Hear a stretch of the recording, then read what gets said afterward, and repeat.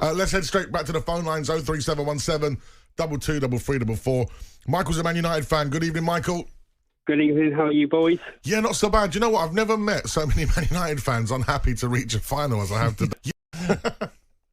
Well, we didn't deserve to be there. I mean, for 17 minutes, thought great, yeah. Yeah. And then the manager decides to go, oh, you know what? I'll take off my two best players, Casemiro and Nacho. Now, he takes them off, and then what happens? Okay, we haven't got much pace, and they score a goal. And I thought, okay, where's our leaders? Where's the people to say, right, calm down, boys. We've still got 2 goals. Let's keep it calm and everything out. You wouldn't see no Roy Keane there or Brian Robson or Peter Sheep, would you? You know, they calm the team down. So obviously the game management's not there. He tried shutting up shop, and that wasn't going to work because Man United knew what they're going to do. They've done this all the way through the season. When they've let Leeds slip, and it's cost them dearly in Premier League as well as Champions League. And it's the same today. Now, those 2 VR penalties, I'm thinking, yeah, you give one, you should give the other. And the one yesterday, Chelsea should have had one. And today in the Premier League, there should have been a few. One Premier League on as well, you know, flicking through. And there was a few penalties. I'm thinking, well, he's not given, you know. Where's the yardstick? You know, who's setting the standards? This is the problem, isn't it, Michael? Because there just seems to be ones given. And we've been talking with the Nottingham Forest fan today. Yeah. They're fuming. Some of the decisions that didn't go their way today, me and Pards were watching. Well, that would have been given. That's been given this season. So you're absolutely right. There isn't like a one set standard rule for everything, Pards, and this is the biggest problem. Yeah, and we know even when it goes up to VAR, it just gets even more cloudy. It doesn't even, it doesn't come back with no clarity.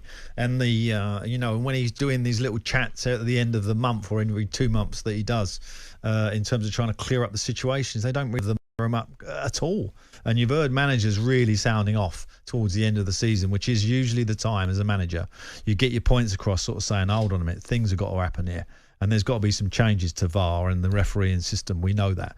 But you're going back to the leadership of Man United. What about Casemiro's penalty today? Ugh. When you're looking at like an experienced player like that, okay, you've had a difficult period. 5 Champions League he's won? Go and take the first penalty. It was a really awful penalty. Almost like he didn't want to be there, Pards. Well, it was just, I don't know, it just lacked. Is it what you're talking about when you're talking about I played against Brian Robson. No, Keane, Paul Ince. You just don't see that in this United team. And Casemiro is one you'd look to and go, come on, you've got to be a leader. You must have the experience you've got. You must be a leader. Go out and put that first penalty away. Smash it in the corner to make a statement. No, not quite. And I think that sums up Man United all season, really. That one penalty for me, that they haven't really had the leadership and the push from the senior players. They've got some good young talented players there. Garnacho, for shadow of a doubt. McTominay's had a good season. Rashford, he's been up and down, etc. Højlund's a young player.